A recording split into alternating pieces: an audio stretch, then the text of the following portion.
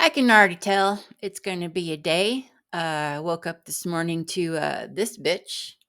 All right, it's Halle Berry. Halle Berry, she's not a bitch. I mean, I love me some Halle Berry, but I did not need to see this morning when I opened up my phone. I'm just laying in bed lightly, scrolling through, looking for some stuff and things that look interesting. And then boom, here's her butt. Her, what is she, 65, I think? 65? 50. 59, I think. I don't know. She's older than me and she looks freaking awesome. And so then I started thinking about my body image issues. And so let me tell you a little story. I have never in my entire life felt like my body looked any kind of good. And when I look back at pictures of myself, like when I was a cheerleader in high school, even in college, I never felt fit. I never felt thin. Even when I was playing volleyball, I mean, I just, all I could see were flaws, cellulite, my poochy belly. I mean, that's all I could ever see. So I've totally had these body issues my entire life. And sorry, this is giving me a headache and I'm really tired today because we're messing with my hormones and I don't like these meds. But anyway, sorry, I digress. Uh so anyway, moving on into adulthood, then finally I actually was a big girl. Uh, I got up to 385 pounds. Um, and ironically enough, that's actually when I met my husband. And so my effervescent personality shone through and he fell in love with me, not my bod. However, comma, before I met my husband, I had actually had two weight loss surgeries. And I had what was called a lap band. I don't even know if they're doing it anymore. I hope that they're not because it's a freaking waste. But I got a lap band put in, and I was a self pay, which means I paid for it out of my own pocket because insurance wouldn't cover it. And the lap band failed the first time. My stomach actually went up through the band portion of it, so they had to remove it. So then I saved my money to get another one. And I don't know, I guess it was 5 years later, I got another lap band and I'd pretty much gained all that weight back and then some.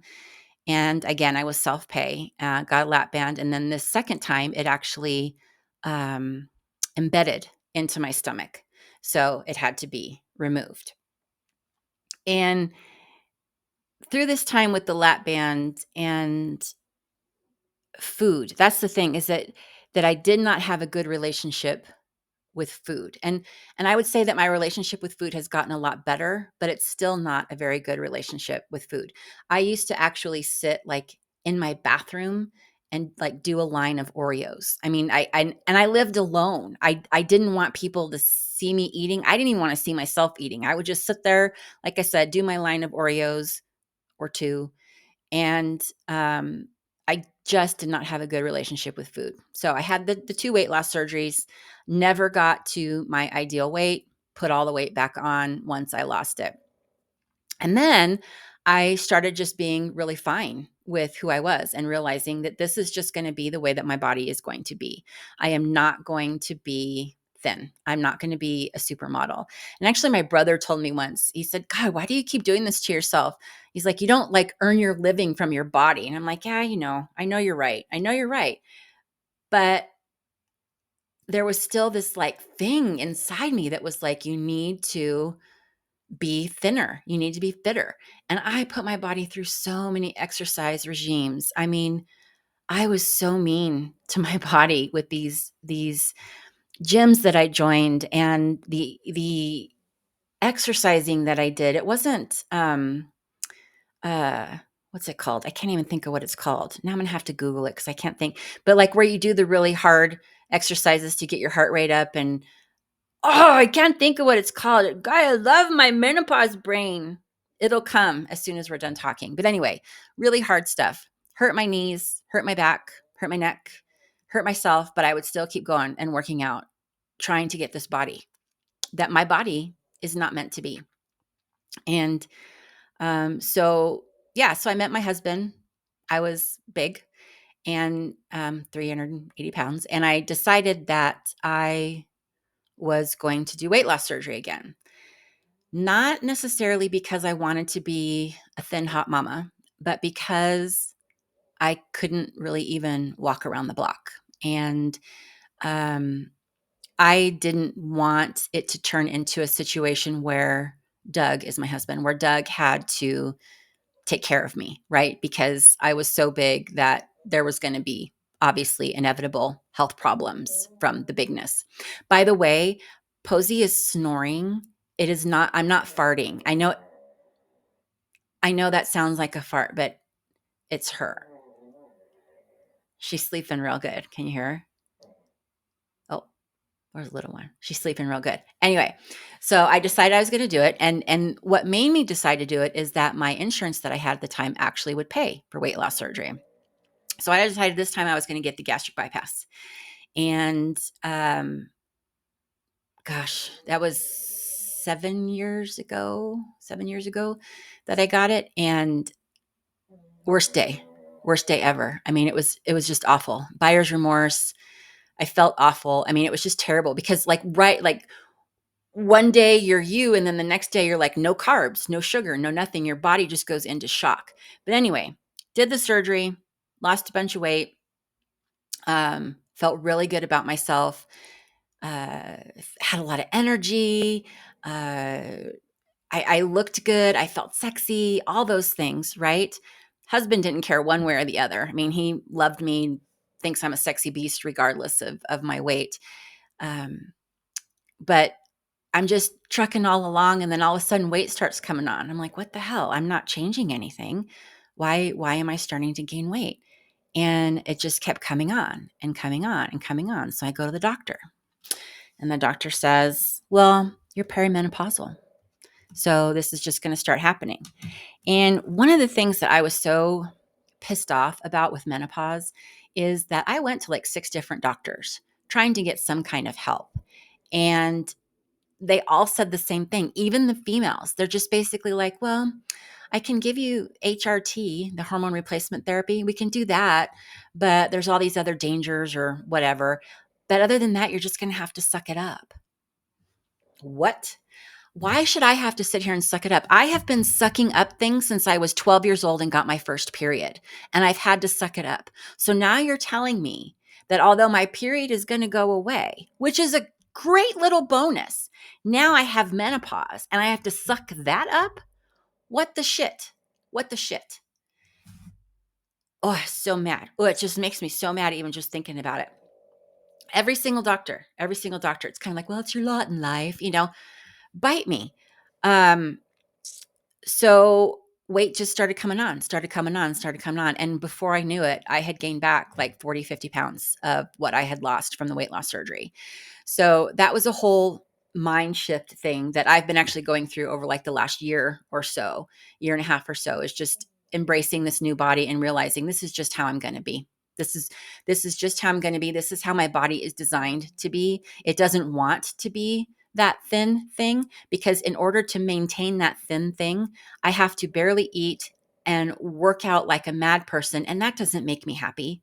That doesn't serve my soul. Some people love that. Some people love the working out part of it. They love to work out and go to the gym and blah, blah, blah, blah, blah. I am not one of those people. I'm not one of those people at all.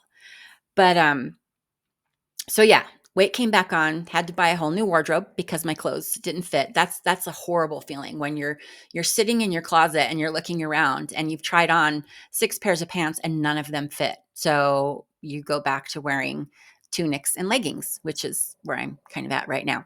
Oh, we were talking about all the doctors and how pissed off I got that basically they were saying, oh, menopause is just menopause and you just have to suck it up. So my sister is actually like a nurse practitioner that has a whole bunch of letters after her name. She's one of the more brilliant people I know. She's very, very smart. And she actually was doing regenerative medicine, which is not covered by insurance. And it's more of a, I don't know, it's not Western medicine. I don't know how to describe it, but they do things that are kind of off the beaten path, but are scientifically proven to work. And so we did this massive blood panel. this massive blood panel that she does for all of her clients. It's look into regenerative medicine. And if you're into that and you can afford it, I would highly recommend it. But I just remember I got this blood work back and we were actually on a Zoom call and we were going over my results. And the way that it works is they don't just look at one number, they look at multiple numbers and see how those things interact with each other. So she was like, well, there's this number here, and there's this number here, and there's this number here. And these numbers together tell me that you are in menopause and that you are feeling it. Well, I just freaking lost it. I just started bawling. I was like, oh my God, I finally feel seen. And she just let me cry. And while I'm crying, she's like, it's okay. I see you. It's okay. And sorry, that was my phone. And so then we started on this path of these hormones, but these are better hormones than what you would get from your gynecologist. Again, they're not paid for. So I'm doing these biote, I don't know what they're called. They're pellets. Okay. They're butt pellets. Little pellets, they have to cut your butt and then they put these little pellets inside. And then, she doesn't stitch me. She uses the tape to stitch me back up. And you go every 3 months or so and get these put in, and they're freaking game changers in your life. They're freaking absolute game changers, but they're expensive as hell because insurance doesn't cover them. And I'm still so mad about that. I'm just so mad that, first of all, I was told to suck it up. And second of all, the things that actually do help me and that are proven to help people. Millions of women are like, yes, this freaking works. They're like, sorry, insurance isn't going to cover that. It's just absolutely infuriating. So then, of course, like I said this morning, I woke up and I see Halle Berry's bum staring at me in the face, and she's older than I am, and she's beautiful. And now, mind you, she can have a chef and she can have people that help her work out, and she earns her living off of her looks. But she does look fantastic, and she looks fit, and I bet she feels great. And God, comparison is just the thief of joy, isn't it? Comparison is the thief of joy. I was feeling just fine. I was feeling just fine until I saw Halle Berry's butt this morning. Just fine. Um, so that's just kind of what I wanted to talk about today is if you are in menopause, or if you're young and you're watching this and someday you will be in menopause, don't give up. Don't just just don't listen to them to say, oh, you just have to suck it up. No, bite me. You suck it up. Of course, there are some things that you're going to have to suck up in life, but there's help.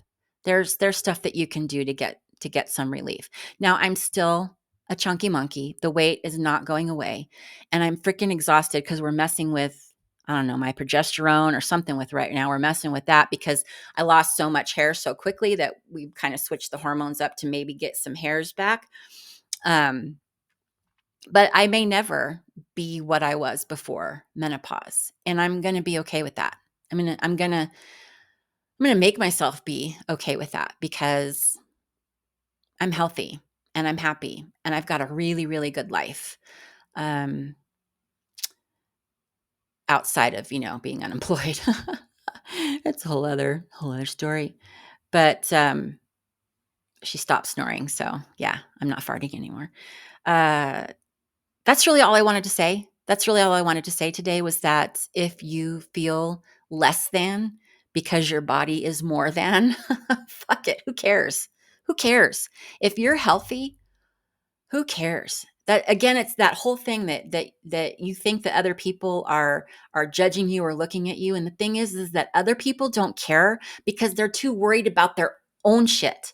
They're too worried judging them own selves. They're too worried about they're caught up in their own heads. They're not looking at you. They don't care.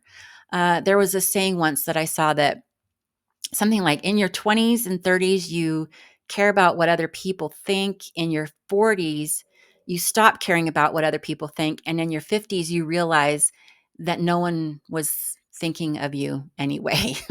That's really the way it is. No one cares. No one cares. The only person that cares is you. So let it go. Let your freak flag fly. Let your fat flag fly. I can't believe I said that in one take. Your fat flag fly. That's what I'm going to do is I'm just going to let my fat flag fly. And as long as I maintain my health, I'm going to be okay with that. So Thanks for hanging out today and listening to me ramble. If you've got any comments or questions or anything you want me to talk about or need any advice on or want any advice on or you want to commiserate or whatever, just leave them in the comments. I would love, love, love to hear from you. So have a great rest of your day. Bye.